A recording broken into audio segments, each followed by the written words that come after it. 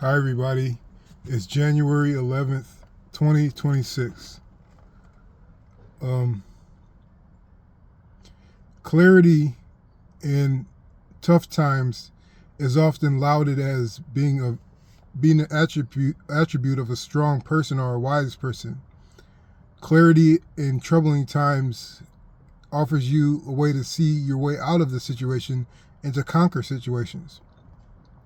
But a lot of people do not realize that clarity in the quiet moments, in the lonely moments, the clarity in the moments where it's not tumultuous but rather plain, clarity could kind of accentuate or um, it lead you to an exertion in boredom, an exertion in listlessness, because clarity during these relatively clear or unobstructed situations, it offers you a look into your spirit, into your heart, into your mind, and you can't really escape it. Everything is, if you have clarity most of the time, and during these times of peace, you're going to notice things about yourself. You're going to hear things that you don't hear when there's a lot of noise, quote unquote noise around you. So clarity is really most of the time an act of patience. And I say that it's an act of patience because you are processing information, you are noticing things, and you are having to sit with things for hours upon hours, and you have to become patient in order to find the next task to attack, or the next task to handle, or the next endeavor to get or to take your attention away from from your bared soul. So this gets me to thinking about the depth of identity. Lots of times in life, we have identities, and the first thing I could say about the death of identity is humiliation and walking away from your old self. So a lot of times, what happens when you humiliate yourself in public or around peers is that you just want to disregard what you thought was real about yourself, what you thought was real about your life, and you walk on and you move on to another part of your life. And this sounds like relatively simple when you explain that, but the death of identity in this capacity, in this situation, could be very could cut deep. It could injure your self-image according to yourself. It can delay progress in many aspects, because you have lost a lot of what you gained through this concept that you had of yourself.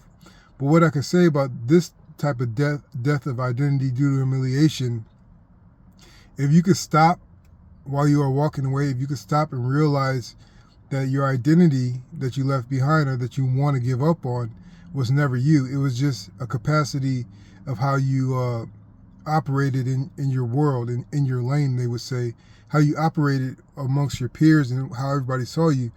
That was the only identity that died. Your true soul, your true spirit identity can't die. It may evolve, it may progress and regress, but your true identity can't die. So what you left behind was just a section of your life that had a certain sheen on it that made you feel sort of important. But now that it's gone, you realize that your true self is mostly unharmed, and your true self has to walk on to the future regardless. Another death of identity is the death of people close to you in your life. Once they die, you see how much of your life that they took up. You see how much space in your mind and your spirit they took up.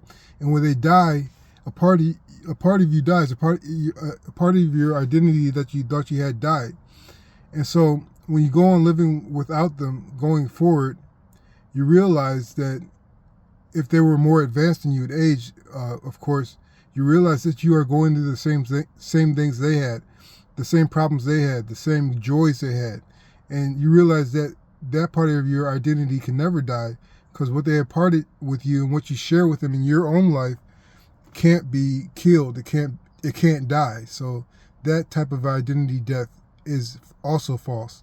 And the last type of identity or death of identity I could talk about is when you think you are wise or smart above average, if you think you are more of an intellectual, and you have been corrected to the T, if you've been corrected down to the ground by somebody or something more intelligent than you, you may get miffed intensely, and you may start to doubt your intelligence, and you may question what you always knew was real, what you always felt that you had a good grasp on.